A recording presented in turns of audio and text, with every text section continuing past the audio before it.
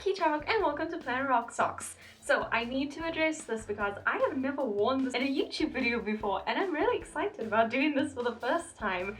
And the reason I'm wearing it is because it ties in very well with what I want to talk about today. So it is no secret that this year has been really sucky. It's been one bad thing after the other on a global scale, and when personal issues come into the mix, it is very easy to just feel like all hope is lost. And that is perfectly normal and acceptable for you to feel that way. However, you shouldn't be stuck in that feeling. So honestly speaking, I feel very tired. Not like physically tired, just I feel energetically drained. And I wanted to do something lighthearted and fun for this week's video, so this is kind of inspired by a Tumblr post that I made last week sometime. These are the 10 things that have been making me feel really happy in these really messed up times. So yeah, let's rock it. I don't know why I went towards you to click today. I feel like I need to pounce on you with these paws. Number 1 is my morning hug from Luke. Animals are the best things on the planet, and like, seriously, a person will give you a hug and maybe not really mean it, but when an animal is excited to see you in the morning, that is the most genuine excitement ever. And when Luke comes to give me a hug in the morning, I just feel so special and important and loved, and it's just the best feeling ever. Number 2 is looking at my vision board. So I mentioned before that my laptop wallpaper is my vision board, or my vision board is my laptop wallpaper. Whatever, however you want to phrase it. I'm pretty sure the second one was better English, but yeah, I like looking at my vision board because it's things that I have to look forward to. And also another thing that I mentioned when I was talking about my vision board was I have a little section on it of things that I already manifested into my life, and that is just more reminder that the other things that I have on there are coming to me. Number 3 are my friends. Now, I've mentioned many times before that I've had a lot of issues with past relationships, and I'm lucky enough to have a few friends that are just really nice to me, and they make me very happy, and I can literally talk to them about anything. Of course, it's very hard for me to talk about most things that I should be talking about, but I know that if I do ever get to a point where I just have to talk about something, I have people there to talk to. It's not just because they're there for me that I enjoy talking to them, it's just I like being part of their lives, and I get so excited when they include me because that is tragically new to me. Number 4 is creating content, both here and on TikTok. I mentioned this many times before, I am obsessed with making YouTube videos and our TikTok videos. It is definitely my favorite form of expressing myself because, again, I have a lot of issues, so I'm very emotionally blocked, and it's a lot easier for me to deal with things indirectly through videos, particularly on TikTok. And recently it's been helping me deal with a lot of things that have happened way back in my past, and it feels good to get that energy out of my system so that I can move forward in life. Beyond that, I'm just seriously passionate about making videos, even if it's just light-hearted nonsense that I do for fun. It makes me so happy, and it's why I want to turn this into a full-time career, because I just love doing this so much. And I used to be really hesitant about saying that I want to do this full-time because I was afraid of judgment and stuff, but I mean, it's what I love doing, and I've come to the conclusion that I should be proud of that and actually admit that I want to do this, so, you know, law of attraction can kick in and whatnot. But yeah, making content, love that. Next we have my second favorite way of expressing myself, music. I am obsessed with music, whether it's listening to music or playing music. Music feeds my soul. Also, even though I've been playing music for years, I still think it's really cool that I'm actually able to do this because it's something that I wanted to do for so long in my life, and now that I can do it, it's like, yay, I've succeeded. That being said, I still have a few insecurities about playing and singing in front of people, and I am working on that, but I'm not going to be belting out Heart Attack anytime soon. I can when I'm having my solo jamming sessions in my room when I'm home alone, but as soon as I know people can actually hear me, my throat closes up, so I'm working on that. Number 6 is candy. I like sweets, I like chocolates, I like cakes, I like all of that stuff. And there was a time in my life where I used to eat as a coping mechanism for not so great things going on, but I've since found better ways of dealing with that, like music and YouTube and TikTok. So now when I eat my sweets and stuff, I can do it without feeling guilty about it, because I know that I'm eating it because I'm enjoying it and not because I'm trying to run away from my problems, which is like a double bonus. So yay. Number 7 is daydreaming, which is also one of my favorite manifestation techniques because it's something that I do a lot anyways. I will often get lost in thought thinking about possible future scenarios for me, and I just really like getting lost in my head at times. And when these things actually happen, which happens a lot more recently, it's just super exciting. Even if they don't happen right away, I can still get lost in thought and, you know, feel all the feels, and it's a really great feeling. Also, sometimes I daydream about realities that aren't exactly mine. For example, supernatural. Sometimes I just need to stop being heat up for a while and pretend that I'm living in supernatural, where I know how to deal with the things that come my way, because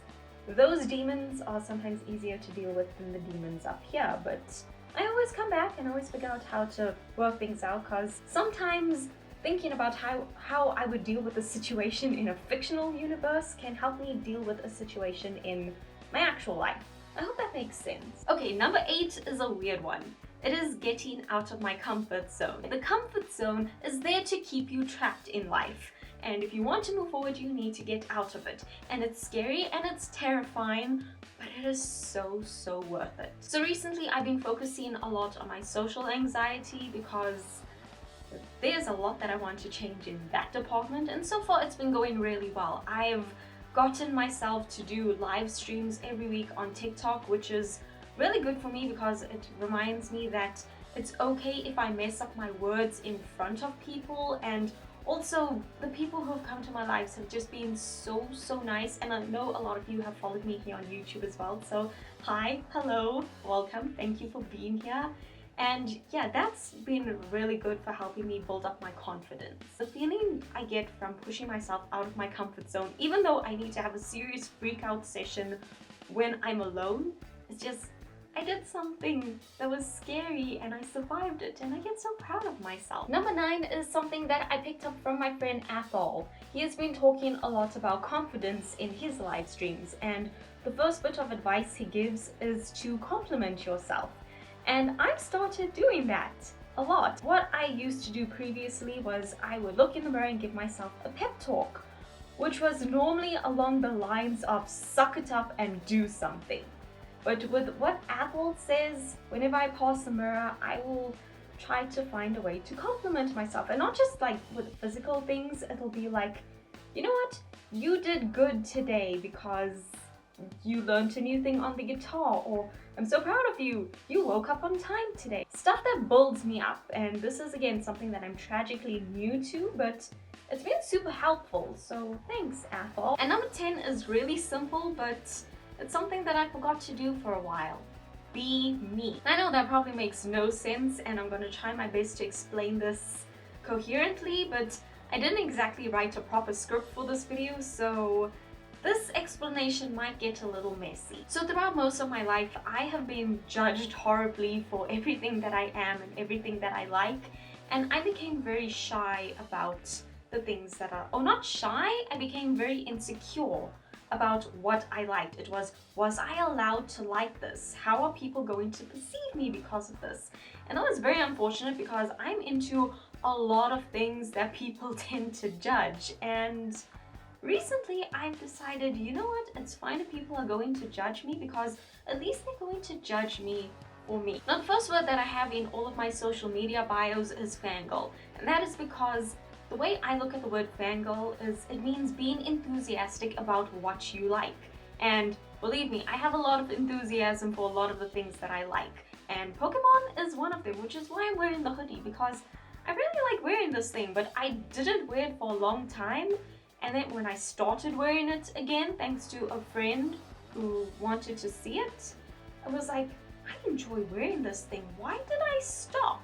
And from there it's just been, you know what, I'm going to own a bit more of the things that I like and be cringy and just have fun with being me and talking about the things that I like, which I know I do on YouTube, but it's something that I didn't really put into the rest of my life as much as I should have been doing, so I've been doing that a lot more now. Like for example, all of my witchy stuff, I literally only spoke about that in YouTube videos. And for the rest of my life, it was just like, no, keep it to myself for the most part. But now I'm comfortable talking about it with other people, even if they don't really buy into it. But also sticking with that, when people do kind of give it a shot and start buying into it, it's just so exciting for me. Like when I do a tarot reading for someone and it's right, or I tell someone about something and they're like, you know what, this can actually apply to my life, or they start using the law of attraction because of me, it's like, that makes me feel so good. But it's not just with the witchy stuff, it's other things as well. Like I've actually managed to convince 2 people to start playing Pokemon Go again, which is just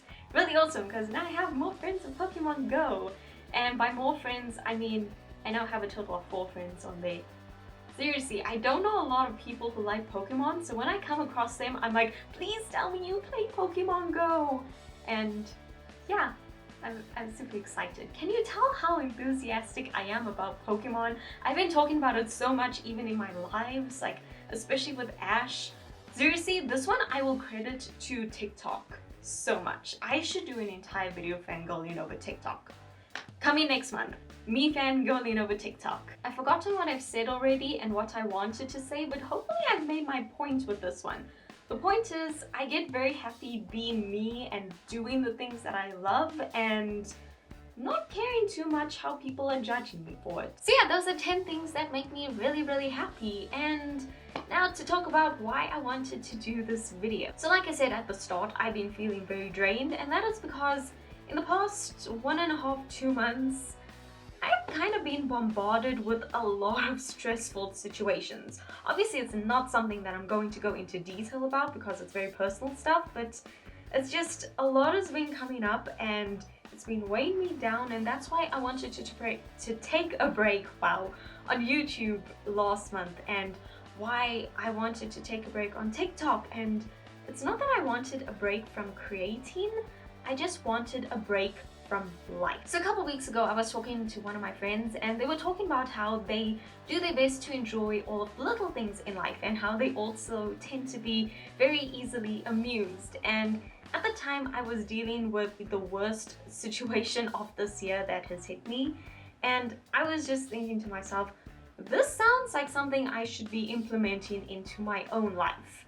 And so I did that, and doing that led to me having a giant aha moment. Ever since I had that conversation, I've been doing my best to put most of my focus on things that are good for me, and I'm not saying ignore the problems, they are still there and I still have to deal with them.